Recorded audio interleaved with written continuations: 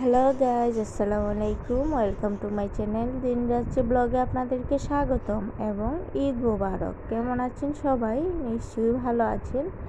সবারই কিন্তু ভালো দিনকাল কাটছে, যেহেতু ঈদ বলে কথা।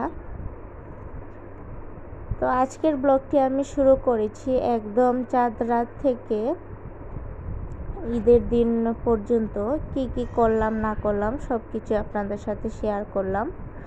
প্রথমেই কিন্তু আমি ঘরটাকে গুছিয়ে নিয়েছি। এতদিন তো ক্লিনজিংয়ের কাজ ছিলই, এখন একটু ডেকোরেশন করে নিচ্ছি।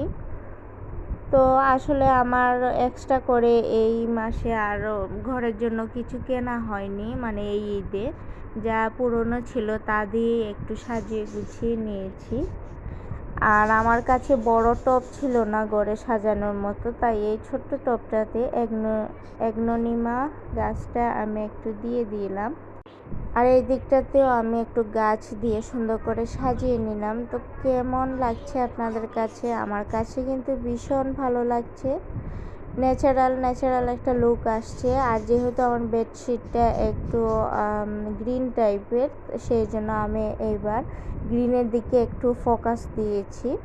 মানে গ্রিন প্লান্টগুলো দিয়ে আমি একটু আমার বেডরুমটাকে গুছিয়ে নিয়েছি। পর্দাগুলো যদিও ফুল একদম ম্যাচিং না হলেও একটু কন্ট্রাস্ট আছে, তাই এটার সাথে এটা মানে চাদরের সাথে ভালোই যাচ্ছে, খারাপ না। আর এই স্পাইডার প্ল্যান্টটা আমার অনেক বছরের পুরনো, এখান থেকে একটু তুলে এনে এইটাতে লাগিয়েছি। তো ওভারঅল আমার রুমটাকে কেমন লাগছে আপনাদের কাছে? যদি ভালো লেগে থাকে একটু কমেন্ট করবেন প্লিজ। আর যদি আপনারা নতুন হয়ে থাকেন তাহলে অবশ্যই আমার চ্যানেলটিকে সাবস্ক্রাইব করে আমার পাশে থাকবেন, তাহলে প্রতিদিনের ব্লগ আপনাদের কাছে চলে যাবে, নোটিফিকেশন হিসেবে কাজ করবে। তো সেই মুহূর্তে আপনারা দেখে নিতে পারবেন। তো কেমন লাগছে? আমার কাছে তো একদম সতেজ লাগছে। তো যাই হোক, অনেক আপুরাই দেখলাম ঘরের প্রস্তুতি নিয়ে ঢাকাতে ঈদ করছেন বা যার যার গন্তব্যে ঈদ করছেন। আবার অনেকেই কিন্তু বাড়িতে গিয়েছেন সবার সাথে ঈদ করার জন্য। তো সবার ঈদটাই ভালো কাটুক, আল্লাহর কাছে দোয়া করি বিপদ আপদ থেকে সবাই ভালো থাকুক, রক্ষা পাক। অনেকেই কিন্তু অনেক রকমের বিপদে পড়ছেন, অনেক অ্যাক্সিডেন্ট হচ্ছে। আল্লাহ সবাইকে মাফ করেন, সহি সালামতে যেন পৌঁছান।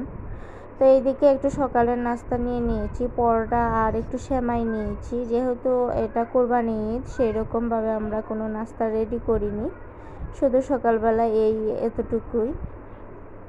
আর আমার হাজব্যান্ডের জন্য একটু আঁকনি করা হয়েছিল, মানে বিরিয়ানি। উনি আবার বিরিয়ানি ছাড়া সকালের নাস্তাটা করেন না ঈদের দিন, সচরাচর ওনার জন্য বিরিয়ানিটা রাখা লাগে। আর গরুটার দিকে তাকাচ্ছি আর ভাবছি, দেখো ওর সামনে তো এখন ছুরি বাসছে, মানে ও কিন্তু বুঝে নিচ্ছে এখন ও কিছুক্ষণের মধ্যেই কিন্তু ও আল্লাহ তাআলার উদ্দেশ্যে রওনা হয়ে যাবে, মানে তার জানটা আল্লাহকে খুশি করার জন্য দিয়ে দেওয়া হবে। তো বুঝে যাচ্ছে ও আর বাঁচবে না। যাই হোক, সব পশু পাখিরই কিন্তু মনে এটা চলে আসে, বিপদ আপদ আগে থেকে দেখতে পারে। আর মৃত্যুর আগ মুহূর্তে সকল প্রাণী কিন্তু মৃত্যুটাকে বুঝে যায় যে এখন এই মুহূর্তে ওর মৃত্যু হয়ে যাবে। তো এই দিকটাতে যেহেতু এখন গরমের দিন, খুব বেশি গরম পড়েছে, সেই জন্য একটা সুতি বাটিক একটা পরে নিলাম। এইবারের ঈদটা আমি এই বাটিক ড্রেসটা দিয়ে চালিয়ে নেব। এই বাটিক ড্রেসটা ঈদের দিন পরলাম গোসল করে, আর এটা বানিয়েছিলাম আমি। তো যাই হোক, এইদিকে আবার পার্টি, তারপর সব কিছু রেডি করা হচ্ছে। ওই যে কষাই সবাই এখানে বসে চা খাচ্ছে। তো ওরা চা খাওয়ার পরেই কিন্তু রওনা হয়ে যাবে আমাদের কুরবানিটা করার জন্য। এই দেখুন, গরুটাকে ফেলা মাত্রই আবার উঠে দাঁড়িয়েছে। গরু অনেক বেশি কেয়ারফুলি গরুকে ফেলতে হয়।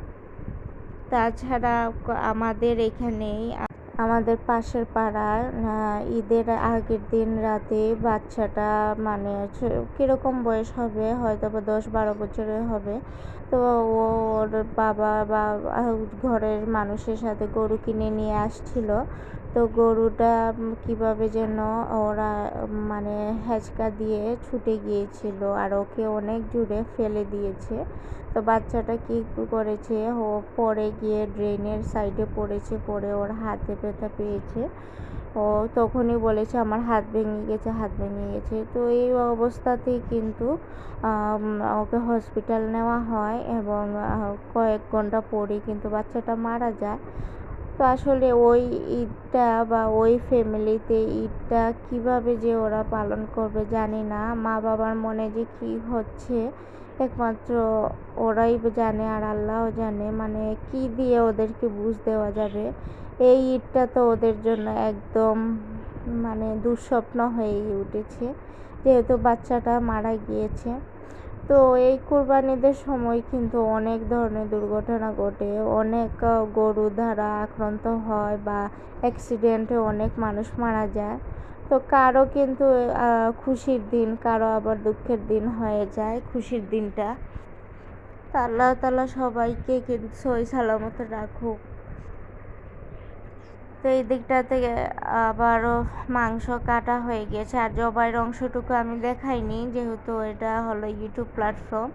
যে কোনো সময় এটাতে কোনো স্ট্রাইকও চলে আসতে পারে ব্লাড দেখে। তো আমি যতটুকু পেরেছি স্কিপ করে করে আপনাদের সাথে শেয়ার করছি।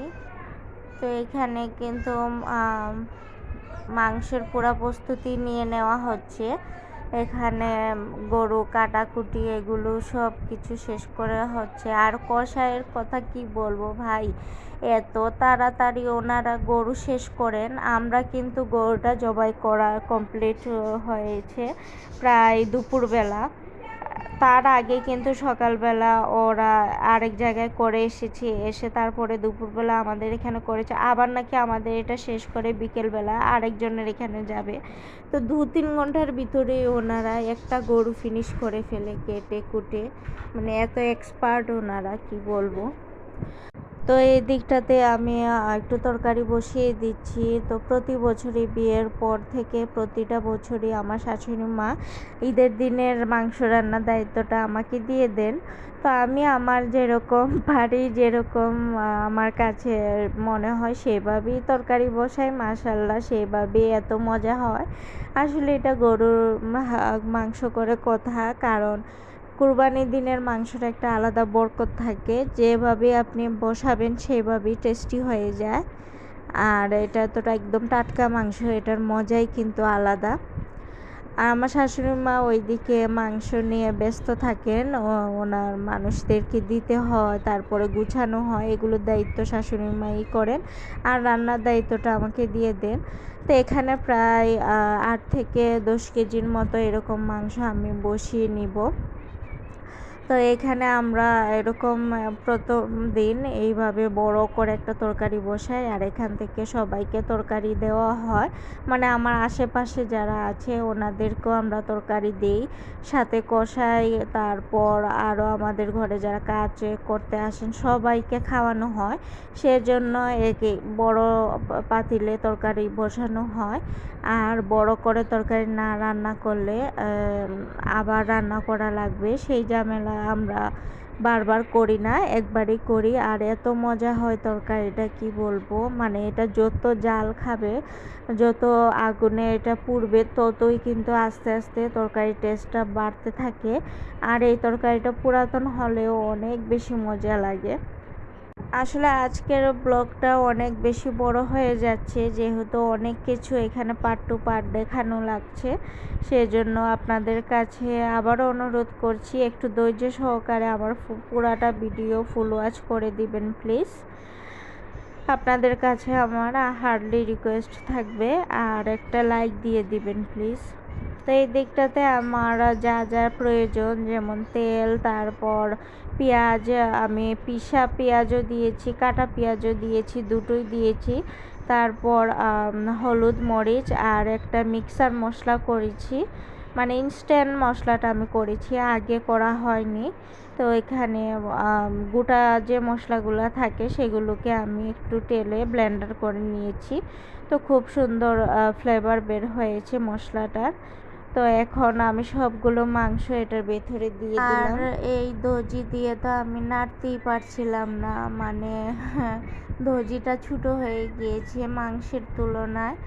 আর মানে খুব বেশি কষ্ট হচ্ছিল, তারপরও আমি যতটুকু জোর দিয়ে পারছি মাংসটাকে একটু সুন্দর করে নাড়ছি। তারপরে দেখছি পারছি না, অ্যাকচুয়ালি হাত ব্যথা হয়ে গেছে। তারপর নিজের হাতটাকেই কাজে লাগিয়ে দিয়েছি, হাত দিয়ে এটাকে ভালো করে একটু ঘেটে নিয়েছি। তারপর আবার দজি দিয়ে ভালো করে মিক্সিং করে তারপর আর একটা ঢাকনা দিয়ে ঘুরে রেখে দিব কত সময়ের জন্য। তো এটা নিজে থেকে সিদ্ধ হবে, নিজে থেকে পানি উঠবে, তারপর মাংসটা প্রপার হবে। তো ফাইনালি আমার মাংসটা রান্না হয়ে গিয়েছিল। আর এই দিকটাতে মাংস বাটাবাটি চলছে, যেমন 3 বাট তো করা হয়, তার মাঝে আত্মীয়র বাট একটা, নিজের বাট আর একটা থাকে ফকির মিসকিনের বাট। তো ওনাদের জন্য বাট করা হচ্ছে এখানে। তো ওনাদেরকে প্যাকেট করে করে দেওয়া হবে। আর এই দিকটাতে আবার এসেছে আমার তরকারিটা দেখতে। ইতিমধ্যে কিন্তু আমার তরকারিটা হয়ে গিয়েছে। তো বলকা চলে এসেছে। এখন এটার উপরে আমি যে আস্ত গোটা গরম মশলাগুলো রেখেছিলাম সেগুলো একটু সুন্দর করে উপরে দিয়ে দিচ্ছি। দিয়ে তারপর আবার ঢেকে কত সময় জাল দিব, দিয়ে তারপর নামিয়ে নিব। তো ফাইনালি আমার তরকারিটা হয়ে গিয়েছে। আপনাদের কাছে কেমন লাগলো? আর আপনারাও তো অনেক মজার মজার রান্না করেন, সেই তুলনায় তো আমার তরকারি তেমন কিছুই না। তারপরও আমি যেভাবে ঈদটাকে সেলিব্রেট করি সেইভাবেই আপনাদের মাঝে দেখালাম। আর এখন এটা দিয়ে আমাদের খাওয়া দাওয়া হবে। তো আপনাদের কাছে আমি অনেক বড় ব্লগ করে ফেলেছি আজকে, প্লিজ ধৈর্য সহকারে দেখবেন। আজ এই পর্যন্তই, আল্লাহ হাফেজ।